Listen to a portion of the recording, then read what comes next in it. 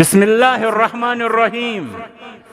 अल्लाह ताला सद नाव सत आगाज युस सठा मेहरबान तो रहम करन वोल आत आयत करीमस वनान बसमला कह त आलिम यी कुन सात सह खस खुतब हेर पे सह दप ये नसन गि पर्न बसमला कशिरस मज वनान बिस्मिल्लाह मगर बिस्मिल्लाह सह ज मतलब आ गो सिर्फ बिस्मिल्लाह तथ वनान अरबियस मज तस्मिया ब्या गो पूर यह आयत पर्न बिस्मिल्लाहिर रहमानिर रहीम आलिमो व्यसनो ये आलिमो फरमो कि बाज जायन पर्न पूर आयत करीमा बाज जायन पर्न सिर्फ बिस्मिल्लाह दोपुक दोन जायन करान रसूल अकरम सल्लल्लाहु अलैहि वसल्लम पूर बिस्मिल्लाहिर रहमानिर रहीम सिर्फ दोन जायन दोपुक तमे अलाव अक्सर व बेशतर बल्कि तमाम जायन सठा सिर्फ पर्न बिस्मिल्लाह पूर पर्न ये फरमोक तिम खत बादशाह लिखान इस्लाम दावत असलिम तस्लम इस्लाम अन गसक कामयाब ज लबक नजात अत खतस शुरू करान बिस्मिल्लाहिर रहमानिर रहीम पत लिखान मिन मुहम्मदिन रसूलिल्लाह सल्लल्लाहु अलैहि वसल्लम इला फलान बिन फलान यह फलानिस बह खत लिखान शुरू करान बिस्मिल्लाहिर रहमानिर रहीम दोयम तिम पूर करान यह आयत करीमा तिलावत ये कह सूरह शरीफा तिलावत करान आगाज चाहे कह सोच मे पोर आगाजस मज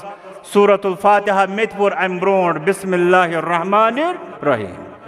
अगर मंजस परो ततनस अऊज़ु बिल्लाह सठा पर्न बिस्मिल्लाह छन ततनसन जरूरी आसान तवे नमाज पत परान आयतुल कुर्सी परान अऊज़ु बिल्लाहि मिनश शैतानिर रजीम पत परान अल्लाहु ला इलाहा इल्ला हुवल हय्युल क़य्यूम तिकाज यह सूरतुल बकरा 255 आयत यह जन मंजस तवे तम सात परान बिस्मिल्लाहिर रहमानिर रहीम तद बजाय ये पत परान सूरह शरीफा यम प्रत नमाज पत पर्न सूरतुल इखलास कुल हुवल्लाहु अहद सूरतुल फलक कुल अऊज़ु बिरब्बिल फलक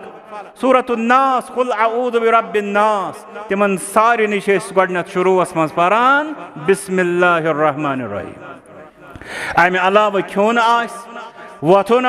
बिहुन दरवाज बंद करुन यल करुन